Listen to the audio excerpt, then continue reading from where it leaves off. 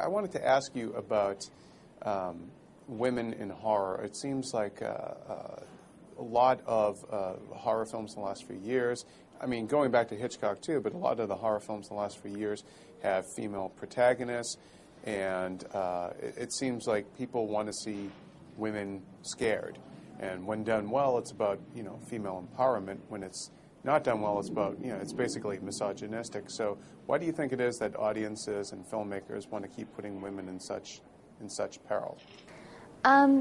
I just think it's kind of, you know, an easy scenario for people to be frightened and people to be scared. You know, in this particular situation, having a group of sorority girls, it's something that, you know, so many women can relate to a time in their life. Either they're experiencing it now or they were in college. And, you know, every character in the film has a different personality, which I thought was really important to make it realistic. You know, when I play the girl that's doing her nails and her hair the whole time and, you know, bummed out that she's missing, you know, some holiday party because she snowed in. So there's a lot of sarcasm and a lot of cattiness and, you know, just how girls really do relate to each other. But when push comes to shove and, you know, the danger is there, they are close.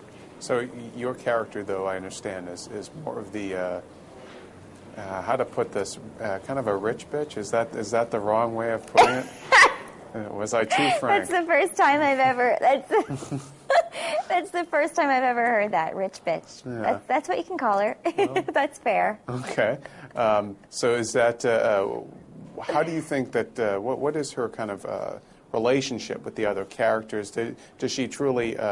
because it seems like family and sisterhood is like a big theme in the movie. So does she legitimately like her sorority sisters, or does she kind of look down on them? Or? Yeah, she does, but I have this line in the film where I say, you know, I'm not the rich little daddy's girl that everyone makes me out to be. I actually say these bitches make me out to be. So I think she feels a little tiny bit misunderstood, but feels more comfortable just taking on that air of like, oh, I have everything, and yeah, you guys are slightly beneath me. Just a little bit of that. Now, was the fact that the film also has a lot of like very dark comedy in there, was that a draw for you, that it wasn't just a Yeah, it really was. I really was, because I think that's what makes, you know, a horror film like this more interesting, is those scariest moments when you think something's going to happen and then someone says something that's really funny. It's really refreshing. And what's Glenn like to work with? He was incredible to work with. You know, I had never done a film like this before. I was a little tentative sometimes, you know, about should I do this, what's scary, what's not. And he was just such an amazing guide. I mean, he's done it well and successfully so many times that I really felt like I could trust him and listen to him. And he's also really like even-tempered and really low-key, which you wouldn't expect from someone who makes these types of films. And you've got a lot of credits in television voice animation there. So what's the appeal for you in doing that sort of work? Is it just a chance to kind of play a lot different characters than you usually have? Yeah, it's a chance to play different characters than I have, you know, given physical reasons. Obviously, I can't be an alien or a 10-year-old girl anymore. But it's just something I fell into as a kid.